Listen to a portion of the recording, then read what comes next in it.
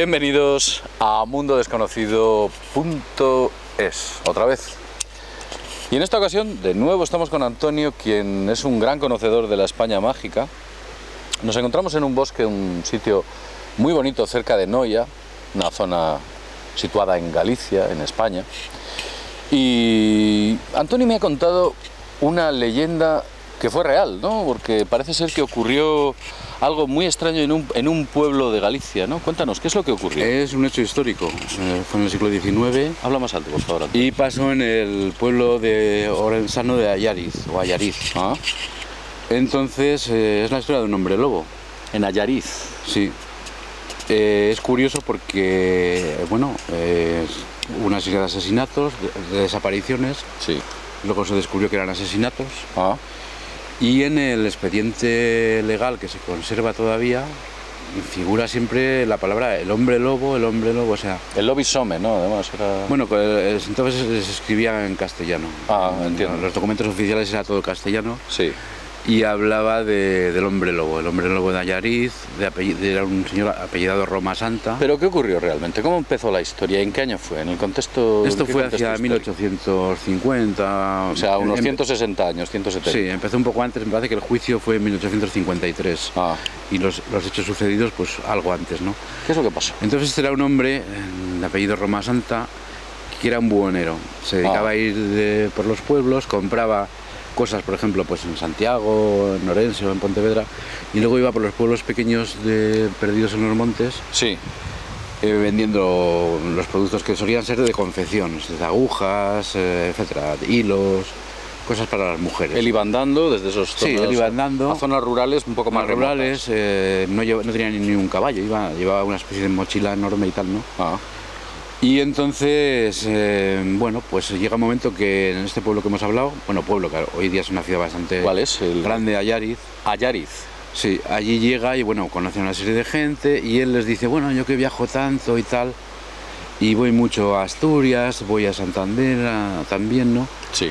Si alguna mujer de aquí, de las que él conocía, quiere irse a servir, como yo conozco gente de mucho dinero, gente bien situada y tal, pues yo la podría llevar y tal, ¿no? Entonces, O sea, este hombre lo que pasa es que ya había cogido confianza en la zona, sí, era muy ya querido. le conocían, y él decía que podía alguna muchacha llevarla a alguna ciudad importante, Claro. para hacerla como para trabajar como en la servidumbre. Las ¿no? salidas laborales que había entonces era el servicio, pues vivir en una casa buena, Sí. de interna, que ya pues se quedaban ahí para vivir toda la vida normalmente, ¿no? Y convenció a alguna, ¿no? Por Y lo este hombre tenía buena fama, era muy amigo del párroco, le ayudaba incluso en la misa, o sea, era una persona muy querida en el pueblo. visto. Sí. Y entonces pues convence a una, y luego a otra, y se va llevando gente. Sí. Se va llevando gente. Claro, llega un momento que dicen, bueno, y esta gente, bueno, que no volviera, podía ser normal, porque se podían quedar a vivir allí toda la vida, ¿no? Sí. Pero tampoco llevaban cartas ni noticias y tal. Y ya llega un momento que le empiezan a preguntar, y dice, pero esta gente, y él siempre decía, no, están muy bien, están en unas casas muy buenas, con gente de mucho dinero, no hay ningún problema y tal. Sí. Y de hecho empiezan a llegar cartas. Sí. Empiezan a llegar cartas confirmando todo esto. Ah. Oye, estamos bien, saludos a la familia, no sé cuántos y tal. Sí. Ya con eso la gente se tranquiliza un poco. Sí. Pero un buen día en una taberna, un pueblerino, un ciudadano de allí, Sí. encuentra que una de las mujeres que había allí llevaba unas enaguas que él conocía que eran de un familiar suyo, de una de las personas que se habían ido con el tal Roma Santa, en teoría, a Asturias o a Santander, ¿no? Sí, que era extraño ver en las enaguas Claro. de otra persona, de otra mujer, Claro. de la zona, las enaguas de una de las que se había ido. Claro, debía ser un bordado característico y él lo Sí. distingue y tal. Entonces empieza a crear ya un mal ambiente, empiezan a sospechar y tal, y este hombre desaparece. De pronto desaparece. O sea, ya se había llevado bastante gente. Se había llevado pues a lo mejor 10, 12 personas.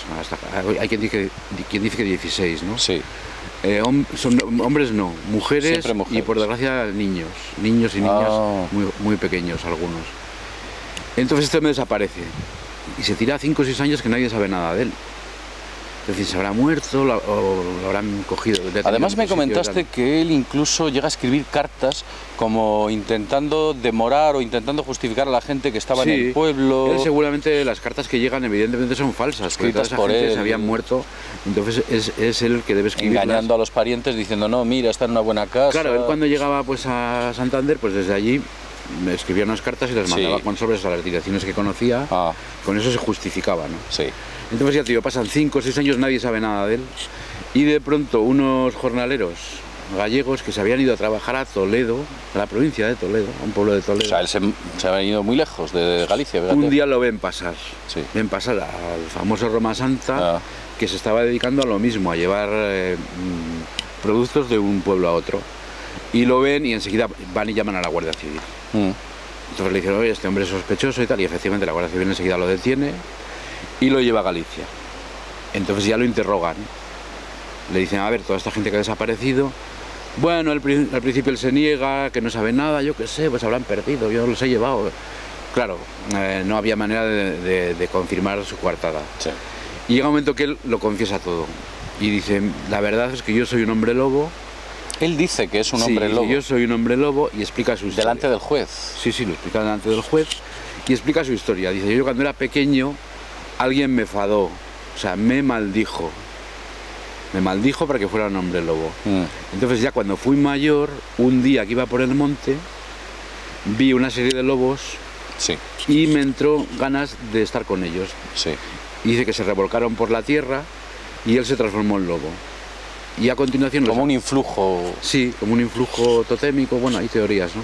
Entonces él sigue a estos lobos y encima descubre, cuando vuelven a convertirse en humanos, descubre que esos lobos tampoco eran lobos, eran lobisomes. Incluso dice que da los nombres de quienes eran y ni siquiera eran gallegos, eran valencianos, que habían llegado de alguna manera aquí. Qué curioso. Y de esa manera vive varios años y entonces, claro, la necesidad que él tenía de matar la saciaba de esa manera. Se llevaba a la gente por el bosque. O sea, el instinto de hombre lobo le estaba llevando a matar a la gente en el bosque. Cuando estaban solos en el bosque los atacaba y los enterraba.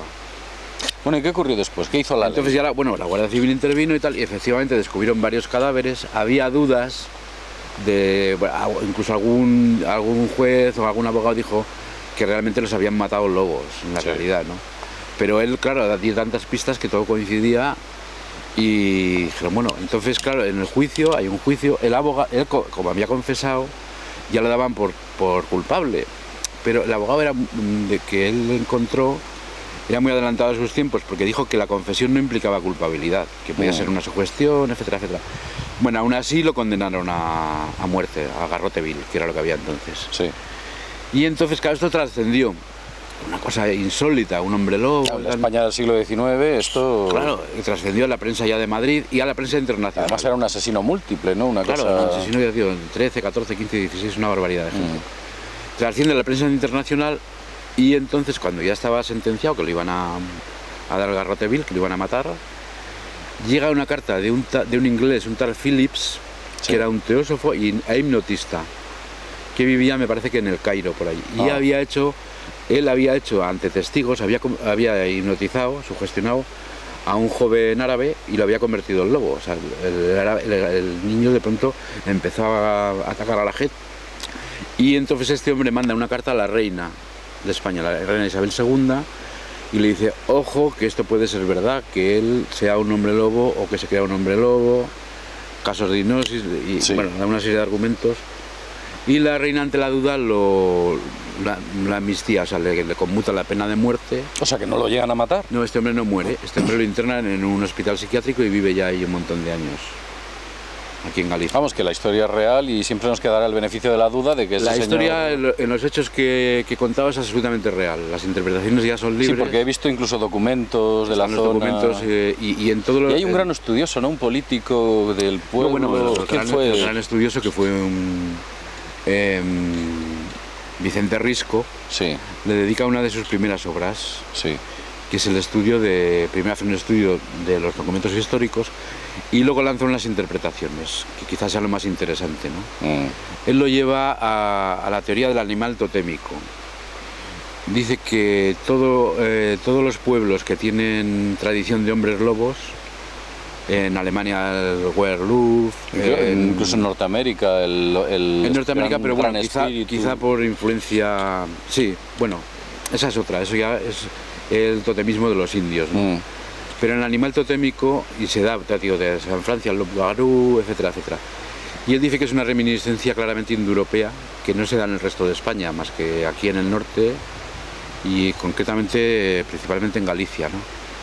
Y es el animal totémico, es decir, de alguna manera la potencia que tiene ese animal entra en una persona y entra, como Roma Santa explicaba, por una maldición, es decir, alguien le dice, tú te vas a convertir en un hombre lobo, entonces eso tú lo interiorizas, llega un momento que piensas y te conviertes en un hombre lobo, Te ¿no? transfiguras, ¿no? Claro, la tradición gallega dice que automáticamente es un hombre lobo el 7º hijo varón de una familia. O sea que aquellos que tenían 7 hijos varones, Sí. independientemente que hubiera mujeres por el medio, el tenía que ser séptimo el 7º hijo varón daban hombre lobo. le consideraban ya hombre lobo. Había unas maneras de evitar eso con exorcismos y tal. Bueno, eso es un poco mitología, ¿no? Básicamente. Eso es lo que se creía. Y si eran mujeres, si eran 7 mujeres seguidas, se le llama peira do lobos, que no es lo mismo. La peira do lobos, de alguna manera, se iba al bosque con los lobos, pero los protegía. Tenía una relación, digamos, simbiótica con los lobos. Sí. Protegía a los lobos, pero también les impedía a los lobos hacer demasiadas maldades. Los controlaba y tal, ¿no? Sí, sí, sí. Y entonces esa es la historia. Te quiero decir que él llega a la conclusión de que este hombre efectivamente Que algo había. se considera hombre lobo, Ah. pero la gente también. Es decir, es que un juez que te escriba durante folios y folios y folios el hombre lobo, no dice el supuesto hombre lobo o el pretendido hombre lobo. O sea, ellos dan por hecho de que Dan por hecho de que ese hombre era un hombre lobo. Ah, curioso. Y hay una película muy famosa de Pedro Olea, El bosque del lobo, que es una gran película porque es muy fiel a la realidad, Sí. que explica todo esto que te estoy contando muy bien. Y de Hombre Lobo, de Roma Santa, hace López Vázquez. Una película que curioso. merece la pena verla. Bueno, pues nada, Antonio, agradecerte nuevamente que nos prestes tu sabiduría y que nos cuentes Y estas esperar que no, fantásticas tengamos, historias. que no tengamos ningún mal encuentro, Sí. ni con hombres lobos, ni Suponemos con la que Santa no. Compañía. Nos encontramos, ya digo, en un sitio fantástico y esperemos que no, aunque quién sabe. ¿Quién sabe? También... A ver los ailos. También, bueno, como siempre digo, Antonio es un gran conocedor de la España mágica, de norte a sur, es un soriano experto en todo lo que es este tipo de tradiciones celtas, ibéricas, simbolismo, etcétera. Es uno de los grandes que nos queda en España y aquí tenemos la oportunidad de hablar con él. Gracias. Luego me invitas a un café y Lo que ya haga quedamos falta. fantásticamente bien. Eso está hecho. Y nada más, desde mundodesconocido.es, como siempre decimos, nos vemos en el próximo videoprograma. Hasta pronto.